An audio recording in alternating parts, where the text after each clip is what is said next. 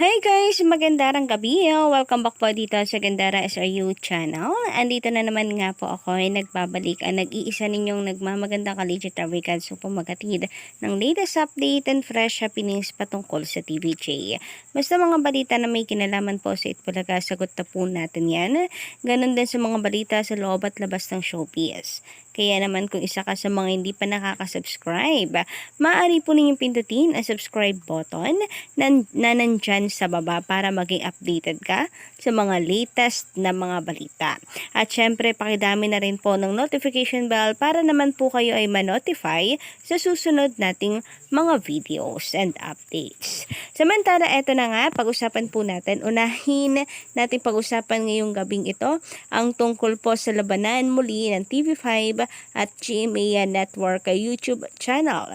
So, still nangunguna pa rin po ang TV5 Philippines compare dito sa GMA Network YouTube channel. So, nais ko pong i-congratulate ang TV5 Philippines sapagkat panalo po muli sila ngayong araw na to sa kanila pong live or kanilang live stream ng Itbulaga.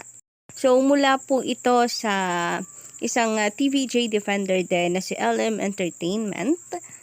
Credit po sa inyo. So, napakasipag po talaga nito na bantayan ang difference ng live views po ng TV5 at ng GMA Network. So, makikita nga po natin dito na ang TV5 nangunguna with that 34K views. Samantala ang GMA Network is 2.5K views lamang. Ang layo po na kanilang agwat. 2,000 views versus 34,000 views. And partida pa niyan guys, mas lamang po sa subscribers ang GMA Network kaysa po sa TV5 Philippines. So I guess may laban po talaga ang TV5 pagdating po sa ratings kapag 1-on-1 lamang ang GMA Network at TV5 kung parehas lang sana ang kanila pong reach. Kaso malaki po talaga ang pagkakaiba ng reach ng GMA at TV5 kaya nangunguna po sa ratings ang GMA Network compare sa TV5. Pero kung titingnan naman po natin na dahil hindi nga po makapanood ang iba pong viewers sa TV5 ay sa online po sila sumusugod. So kung 1-on-1 lang po ang TV5 at GMA Network, I think may laban po talaga lalo na kung patas or parehas yung kanila pong reach ng signal. So kayo ba ano po ang palagay ninyo? So speaking of Showtime, so bale 11 platforms nga po ang ginagamit ngayon ng It's Showtime. Grabe, ang dami no? Batak na batak. Talagang hataw kung hataw po sila and birong nga po ng ilang netizens ay pinapakyaw na ng Showtime ang lahat po ng platforms. Ang mga channels, everywhere na ang kapamilya ngayon. Well, ganun talaga no, kasi content creator na lang po ngayon ng ABS-CBN. Wala na po silang network.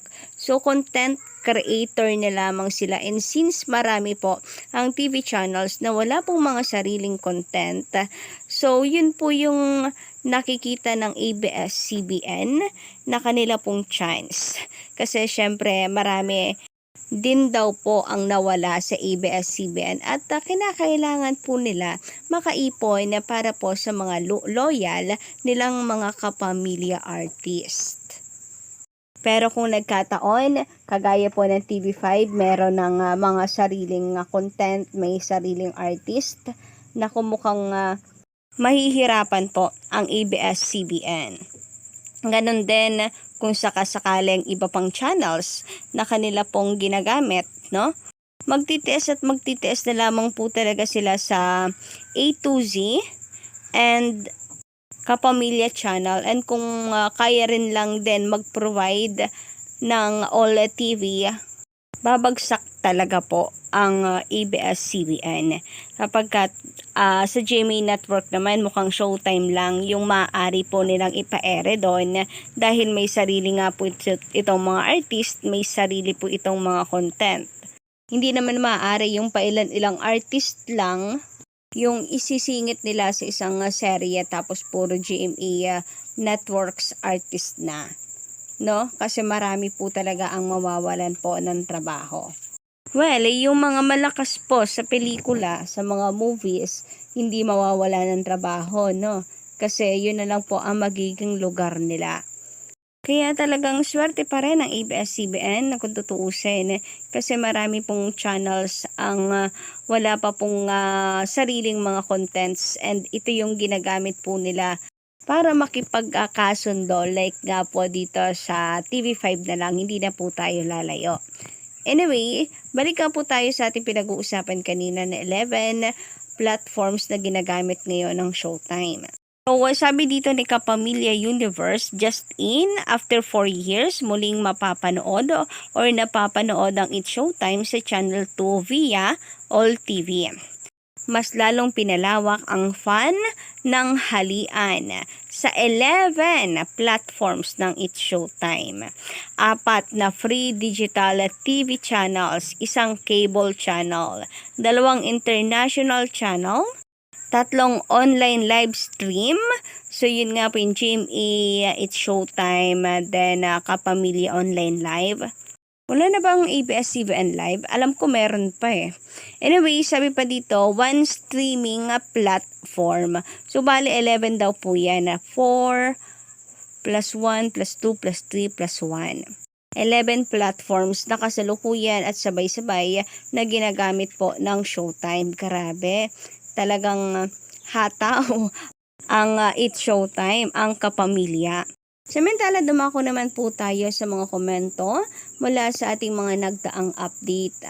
From Karina Bagasol, magandang gabi sa inyo. So, patungkol nga po ito sa mga bashers na patuloy na nagsasabi na ang baba na po ng ratings ng Itbulaga. Hindi na daw po ito Itbulaga, kundi Itbulagta. And komento po niya dito, maraming show ang pinasara kahit sinasabi niyong mababa ang ratings ng Itbulaga. Bale wala sa kanila yung ratings. Ratings lang yan. Pagsama-sama ng Dabarkad sa TVJ or pinagsamahan ng Dabarkad sa TVJ tumagal ng 44 years. Yan ang tunay na show. So, I think ang ibig sabihin niya dito sa sobrang tagal na ng pagsasama ng mga Dabarkads, 44 years, marami na pong pinagdaanan ang TVJ, ang Itbulaga family. Hindi po ito yung first time. So, kung nalagpasan po nila yun noon, how much more ngayon. Yung Showtime nga, ilang taon nang nilalampaso daw ng Itbulaga eh. Pero still, nandyan pa din. Lumalaban, kumakapit, bumabangon. Nag 1% nga po sila, 'di ba? Umabot po ng 1% ang kanilang ratings, pero andyan pa rin po sila at magse-celebrate ng 15 years. So how much more pa po kaya ang Itbulaga na 44 years na mas marami pong pinagdaanan na sa buhay. Samantala, komento naman ni Sir Roy Mishano Mogol hinggil po sa unti-unting pagtaas ng ratings ng TikTok Laka.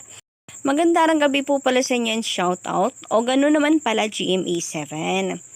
Bakit hindi nyo ilagay sa time slot ng Showtime? Kaya nyo naman pala eh. Bakit hindi kayo gumawa ng sarili nyong noontime show? So, pwedeng natakot po. Pwedeng natakot po ang GMA Network na sumugal. Kasi syempre, 2 longest running noontime show po ang kakalabanin nila.